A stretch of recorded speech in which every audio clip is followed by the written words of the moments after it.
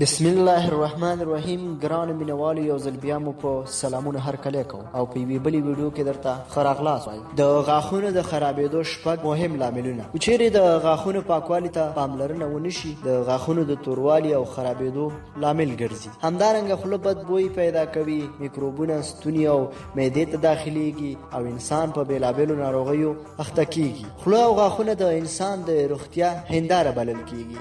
په دې ویډیو کې هغه عام او مهم عوامل چې د غاښونو د خرابوالي لامل ګرځي تاسو ته وړاندې کوو. لومړی په ناسم ډول برس وهل. زیاتره خلک د غاښونو په برس کولو کې د احتیاط څخه کار نه اخلي. د غاښونو په برس کولو کې باید له زیات سرعت یا تیزۍ څخه ډډه وشي تر څو مو وریو او غاښونو ته زیان ونه رسیږي او تر 2 یا 3 دقیقو پورې هره ورځ 2 ځله استعمال شي. دوهم، په غاښونو کې ډکي وهل. زموږ په ټولنه کې زیاتره خلک دا عادت لري چې د ډوډۍ خوړلو وروسته د غاښونو د پاکوالي لپاره له ډکي استفاده کوي. د غاښونو روغتیا پوهان وایي دا عادت مو د غاښونو روغتیا ته زیان اړوي او وری مو ورسره زخمی کیږي. دریم، د سختو شیانو ماتول.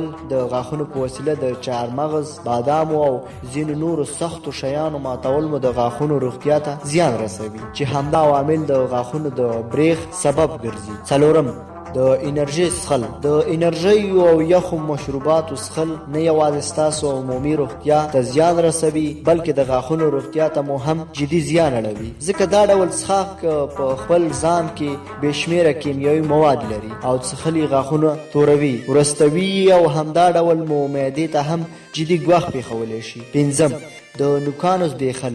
زیاتره خلک دا عادت لري چې وخت نا وخت خپل نوکان د غاښونو په وسیله زبېښي یا یې موښي او پرې کوي. دغه عادت د غاښونو مینا یا سپینوالي لپاره ډیر زیان لري او همدارنګه په نوکانو کې راټول شوي خطرناک میکروبونه مو د وجود نورې روغ. شپږم، نشهیي توکي. سیګرټ، چرس، نسوار او نور نشهیي توکي د غاښونو روغتیا ته جدي زیان رسوي. همدارنګه روغتیا پوهان وایي د نشهیي توکو لوګي د غاښونو ترمنځ په فاصله کې خوندي پاتې کیږي چې له دې سره د ګڼو نورو ناروغیو سبب هم ګرځي.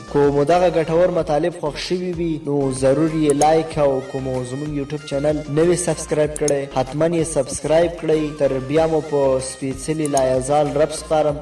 هر چیرې چې یاست خوشحاله ژوند.